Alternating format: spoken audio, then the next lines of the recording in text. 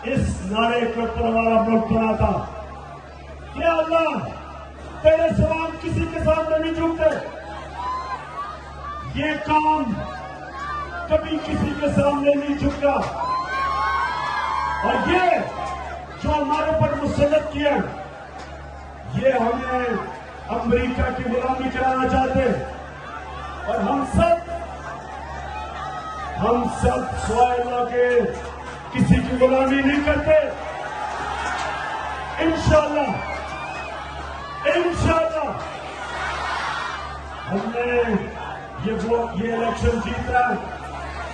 उसके बाद हमजा कुकड़ी की हुकूमत खत्म करनी है।